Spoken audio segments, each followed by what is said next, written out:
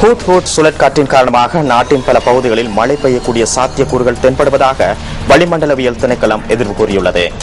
இந்த சுழற்காற்றின் தாக்கம் காரணமாக நாட்டை சூழவுள்ள கடற்பகுதிகளில் கடல் சீற்றம் சற்று அதிகமாக காணப்படும் என வானிலை அதிகாரி முகமது சாலிஹின் தெரிவிக்கின்றார்.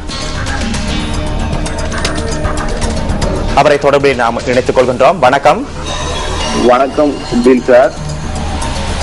வங்காள விரிகுடாவினூடாக பயணம் செய்யும் புதுகுத் சுழல் காற்றின் தாக்கத்தின் காரணமாக நாட்டிலும் நாட்டை அண்மித்துள்ள கடல் பிராந்தியங்களிலும் தொடர்ந்தும் பலத்த காற்று வீசக்கூடும் என எதிர்பார்க்கப்படுகின்றது.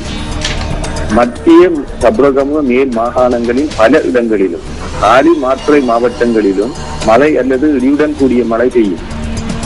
இந்த மழை பின்னர் வடமேல் மாகாணத்திற்கும் பரவக்கூடும். பிற்பகல் அல்லது மாலை வேளைகளில் கிழக்கு ஊவா மாகாணங்களின் பல இடங்களில் இடியுடன் கூடிய மழை விருத்தி அடையும். இடியுடன் கூடிய மழை பெய்கின்ற வேளைகளில் தற்காலிகமாக பலத்த காற்று வீசக்கூடும். இவ்வாறான சந்தர்ப்பங்களில் மின்னல் தாக்கங்கள் ஏற்படக்கூடும். மின்னல் தாக்கங்கள் ஏற்படக்கூடிய சந்தர்ப்பங்களில் அதனால் ஏற்படக்கூடிய சேதங்கள் அல்லது இழப்புகளை தவிர்த்துக் கொள்ளுமாறு பொதுமக்கள் கேட்டுக் கொள்ளப்படுகின்றனர்.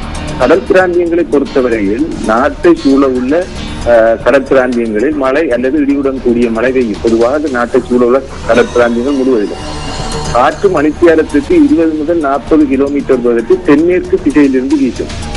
புத்தளம் தொடக்கம் மன்னார் ஊடாக காங்கேசன்துறை வரையான, அத்துடன் காலி தொடக்கம் ஹம்மாந்தோட்டை ஊடாக பொத்துவில் வரையான கரையோரத்திற்கு அப்பால் உள்ள கடற்பிரதேசங்களில் காற்று மணித்தியாலத்துக்கு 50 முதல் 60 கிலோமீட்டராக அதிகரித்து வீசும் சந்தர்ப்பங்களில் குறிப்பிட்ட கடற்பிரதேசங்கள் கொந்தளிப்பாகவும் காணப்படும்.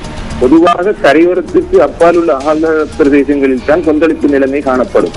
காற்று அதிகரித்து வீசும் சந்தர்ப்பங்களில் கடல் அலைகள் சற்று உயரமாகவும் காணப்படும். இதனால் கடலுக்கு செல்லும் மீனவர்களும் கடற்சார் ஊழியர்களும் இவ்வாறான சந்தர்ப்பங்களை தவிர்த்துக் கொள்வது பொருத்தமானதாகும். நன்றி அந்த வானிலை தொடர்பான தகவல்களுக்கு.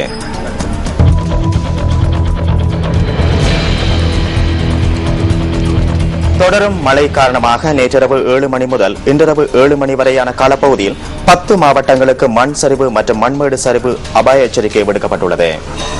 பதுளை, நுவரெலியா, மாத்தளை, கண்டி, கேகாலை, ரத்தினபுரி, களுத்துறை, காலி, மாத்தறை, ஹம்பாந்தோட்டை மாவட்டங்களுக்கு இந்த மண் சரிவு மற்றும் மண்மேடு சரிவு அபாய எச்சரிக்கை விடுக்கப்பட்டுள்ளதாக இடர் முகாமைத்துவ மத்திய நிலையத்தின் உதவி பணிப்பாளர் பிரதீப் கோட்டிபிலி தெரிவிக்கின்றார்.